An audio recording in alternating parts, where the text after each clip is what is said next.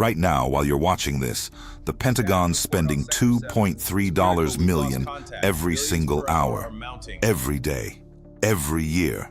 For 30 years, the United States has piled up more than $20 trillion in military obligations. The 2025 defense budget, $858 billion, the largest in American history. These aren't guesses. This is Congress's own math. And then comes the number that breaks everything. An Iranian Shahed 136 drone, 10 to 50 grand to build. A Gerald R. Ford-class aircraft carrier, $13.3 billion. The cost ratio between attacker and target, 1 to 266,000. This isn't just one number, it's a pattern. And it's already rewriting the rules of military power in real time. Because when the world's cheapest weapon can threaten America's most expensive asset, what's $858 billion a year actually buying? Over the next 30 minutes, you're going to understand the math.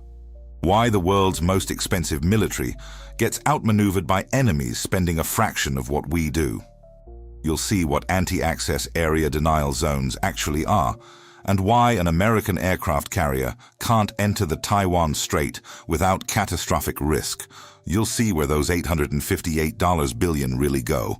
And the window to understand this is closing faster than the Pentagon wants to admit, because the real conclusion is worse than the title. Useless isn't even the right word. Misallocated is worse. To understand how we got here, you've got to go back to when this system actually made sense. 1991. The Gulf War. Operation Desert Storm. America just showed the world what power projection really looked like. 6 aircraft carrier battle groups converging on the Persian Gulf. F-14s, FA-18s, A-6s launching 24/7. Over 100,000 sorties in 43 days. Iraq, the 4th largest army in the world, crumbled in under 100 hours of ground fighting. If you were a military planner in Beijing or Moscow watching this in 1991, the message was crystal clear. Don't mess with the US Navy. An aircraft carrier isn't just a ship. It's a floating airfield with a 4,800-kilometer reach. It's an airbase that can move to any ocean in days. It's how America projects power anywhere on the planet, without needing allied bases, without asking anyone's permission. The logic that built the American Navy made perfect sense for the world in 1991. And it wasn't just carriers. The F-35 Joint Strike Fighter was built on the same thinking. A 5th-gen stealth fighter, good for 3 branches, designed to replace a whole fleet of aging jets. The Arleigh Burke destroyers with Aegis combined scanning radar and interceptor missiles into something that, in 1990, was state-of-the-art anti-aircraft defense. The system worked, contracts got signed, factories got built. Jobs appeared in strategic congressional districts everywhere.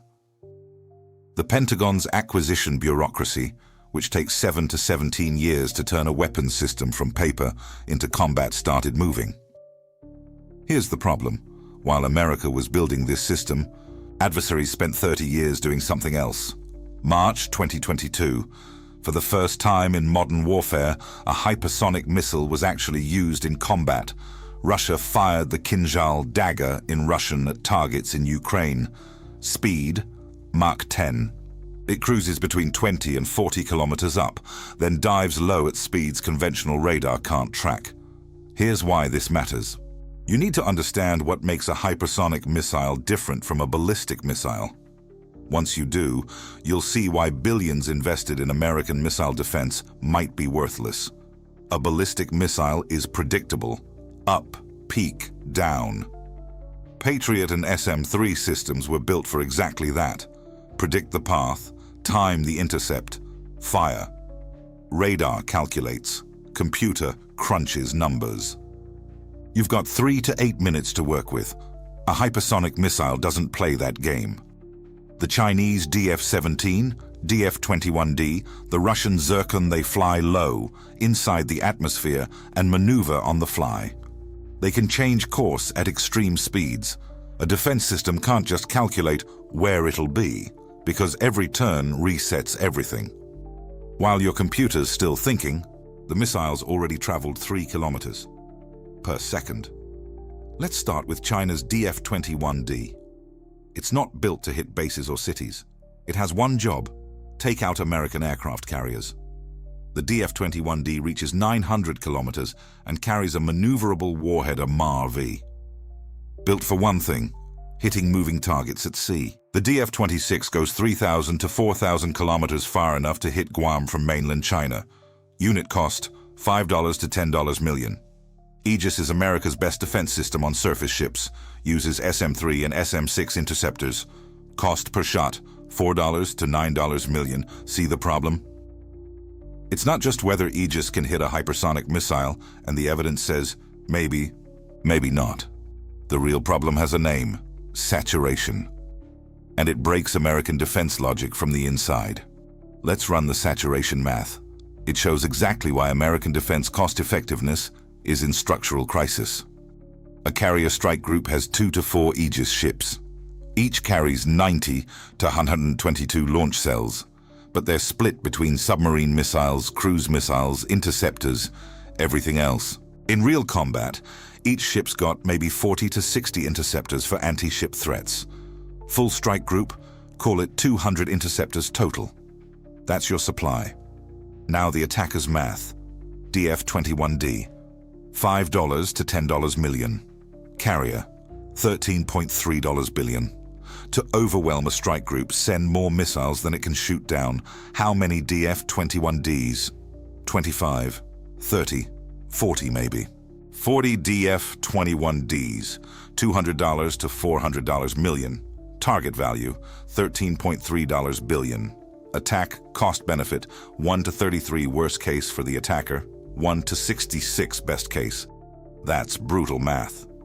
But that's not the real cost. A carrier strike group needs 7,500 people to operate. Lose one? For America, that's the modern Pearl Harbor strategically, politically, psychologically. And this is happening now, even without top-tier enemies involved. 2019, Iran shot down a Global Hawk drone. Drone cost, $130 million. Missile, $100,000. Ratio, 1,300 to 1. Attacker wins. 2024. The Houthis in Yemen, no Air Force, no Navy. Nothing fancy forced an American carrier strike group to move in the Red Sea. They used cheap drones and cruise missiles to create a no-go zone for shipping. America fired back with Tomahawk missiles, $1 to $2 million each, at rocket launchers worth tens of thousands. The magazine runs empty. You're out of shots before they're out of missiles. This is the core problem the Pentagon won't discuss. Defense math works when attackers match you or are weaker. But when attackers deliberately build cheap systems to exploit the cost gap, you're in a spiral. Every shot you fire costs more than the attack you're defending against. So here's the question that should bother you. If the math is this obvious, why does the Pentagon keep building carriers? We'll get there. But first, history. Because if this pattern repeats in every war, every century, the Pentagon's not broken. It's following a rule. December 1941. Navy admirals were still debating battle doctrine around battleships. USS Arizona, USS Oklahoma, USS West Virginia, 30,000 to 40,000 ton ships, built to last decades, designed to dominate with big guns. Each cost tens of millions. Pearl Harbor destroyed them in 90 minutes, not with battleships, with planes. 6 months later at Midway, it was obvious. Battleships were dead. Naval power belonged to carriers. The admirals weren't stupid. They just built for the last war. Midway was the day the future caught up with the past. The pattern's older, and it repeats. The Maginot Line. The 1930s. France built the most sophisticated, expensive defense system ever. 140 kilometers underground. Artillery, bunkers, internal railways, ventilation. Cost today, about $3 billion. Took 10 years. May 1940. Germany went around it. through the Ardennes terrain supposedly impossible for tanks, flanked the whole thing in 6 weeks. The Maginot Line wasn't destroyed. It was just pointless. It defended against an attack that never happened the way they planned it. Falklands, 1982. Argentina had no shot against the British Navy, so they used Exocet missiles. HMS Sheffield, a $200 million destroyer hit by one Exocet. Missile cost $200,000. The ship sank. 22 British sailors dead. Lesson every naval commander learned. A $200,000 missile destroys a $200 million ship. Then 2000, USS Cole. $250 million destroyer, 7th Fleet, anchored in Aden, Yemen. An inflatable boat. 2 men. 270 kilograms of explosives. Total attack cost, $10,000. 17 sailors dead. Ship out of service for 14 months. Repair, $250 million. 25 years later, the same math-cheap attacker, expensive target, crushing asymmetry, is playing out with Houthi drones in the Red Sea.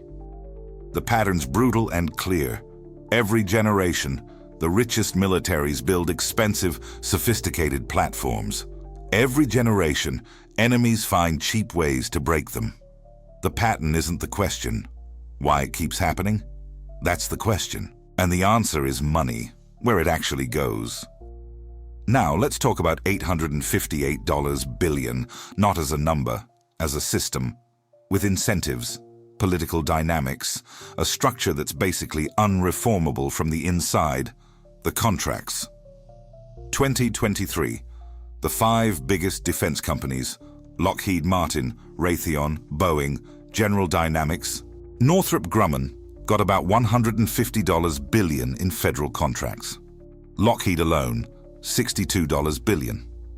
For comparison, Australia's entire defense budget is $35 billion a year. But the real problem's how it's structured, cost-plus contracts. In normal business, you deliver over budget, you lose money, risks on you. Defense contracts flip it. The contractor gets their costs back, plus a percentage profit on top. Math's perverse. The more expensive it gets, the more you profit. Delays, cost overruns, those actually help the contractor. Taxpayers pay. The F-35 is the smoking gun for this system. Conceived late 90s, first flight 2006. After 20-plus years of development, testing, mods, delays, the total life cycle cost development, production, maintenance hit $1.7 trillion. That's the biggest weapons program in human history, ever. Operating cost, $36,000 per flight hour. Civilian pilot in a corporate jet, $3,000 to $5,000. The F-35 costs 7 times more, just to fly. And the F-35? Problems everywhere. Stealth coating degrades in heat and humidity. The gun had software glitches for years. Early versions, pilots couldn't eject safely at certain speeds. They fixed some of it, but every fix meant more costs billed, more profit for contractors. This isn't unique to the F-35. The Pentagon's procurement takes 7 to 17 years from concept to combat. Meanwhile, China's developing drone generations that'll be obsolete by the time America's current systems even hit the battlefield. Then there's the mechanism that makes this untouchable. This explains why the math we just showed doesn't change policy. The F-35 has parts from 1,400 suppliers across 47 states. Not a logistical accident. Deliberate. When a program creates jobs everywhere, voting against it kills your career. Defense contracts become job programs. Job programs become political armor. Armor becomes guaranteed budget, regardless of whether it works. And the revolving door, Pentagon brass, who oversee billions in Lockheed, Raytheon, General Dynamics contracts, they retire and join those same companies as executives. 2-year cooling-off period for lobbying. After that, wide open. This isn't conspiracy. It's incentive structure. And it produces outcomes. Defense money flows to systems optimized for contracts, not for actual threats. But there's a worse problem than wasted money. Geography. And it's becoming existential to American strategy. The Taiwan Strait. This is what American military planners fear most and almost never discuss publicly. China claims Taiwan. American policy since 1979? Ambiguous. We don't say whether we'd fight, but everyone assumes we would. In a Taiwan crisis, the question is, can America's carriers enter the strait to project power? Here's the geometry. Taiwan Strait, 180 kilometers wide at its narrowest. Chinese DF-21D and DF-26 bases cover it all. DF-21D range, 900 kilometers. DF-26, 4,000 kilometers. For a carrier's planes to reach Taiwan, the ship has to sit inside DF-26 range. Overlay the maps, carriers in range, strike groups in range. Saturation math we did earlier doesn't favor the defender. RAND and CSIS ran war games. Conclusion: in a Taiwan Strait conflict with today's China, American carriers suffer heavy losses in the first 72 hours. That's not enemy analysis. That's America's own researchers working for the defense establishment. China doesn't need to destroy the carrier. Just make the risk high enough that Washington thinks twice. Russia did the same in the Baltic. Kaliningrad converted into A2 Anno Domini, anti-access area denial. Covered with S-400s, Iskander missiles, air defense. A navy trying to operate there faces the same problem. Iran created one in the Persian Gulf. Anti-ship missiles, fast attack boats, drones. The Gulf's 56 kilometers wide at Hormuz. Worst possible place for a carrier.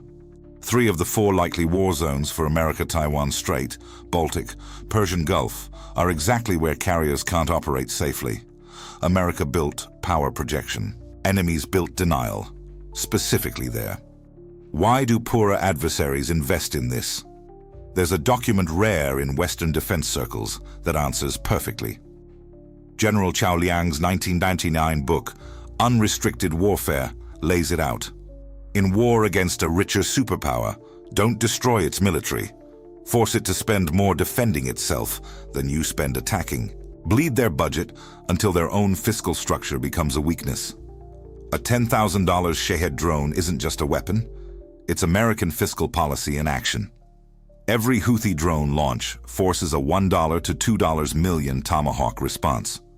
Or repositioning a strike group fuel, wear, man-hours, it all costs. Look at America's balance sheet. U.S. public debt. $34 trillion. Interest payments in 2024 hit $1 trillion for the first time ever, more than the entire defense budget. It'll only get worse. Every rate hike costs more to service debt. Every defense budget increase piles on future debt. China spends $225 billion a year on defense, 26% of America's budget. But purchasing power parity narrows the gap. Chinese personnel costs are way lower. Real capability gap is smaller than the numbers suggest. China doesn't need to match America's arsenal. Just build enough denial capacity in the places where it matters. Elegant math. Make the enemy spend $40 defending against $1 of your attack. Repeat. Let their own deficit destroy them. So is there a way out? The answer's surprising, and it comes from a country that didn't plan to be a war laboratory. Ukraine became one anyway. $500 FPV drones destroyed $4 million Russian T-90 tanks. Neptune missiles $1 to $2 million sank the Moskva, Russia's flagship, a $750 million cruiser. And Ukrainian drones evolved faster in 2 years of war than any Pentagon procurement program ever could. Ukraine's lesson isn't that drones beat soldiers. It's that adaptation speed and cheap distributed systems create asymmetry that expensive, centralized platforms can't match. Carrier's main weakness: single, expensive target. Submarines are different. Submerged, silent, hard to hit. Virginia-class runs $3.5 billion expensive, but survivable. You can't saturate a submarine like you do a surface carrier. Different geometry, less vulnerable. Cyber and electronic warfare flip the asymmetry. Blinding radar, killing communications, breaking missile guidance, costs way less than interceptors. Problem is, these don't generate massive manufacturing contracts across 47 states, so they don't get budget proportional to what they're worth. Battlefields teach one lesson, not miracle platforms. Networks of cheap, distributed systems, lots of them. Smart coordination, produced fast in quantity. Saturation favors the defender, not the attacker. The tech isn't the issue. America has the tech. The issue is politics. So the verdict. The title said, useless. Honest answer? More subtle. Worse than useless.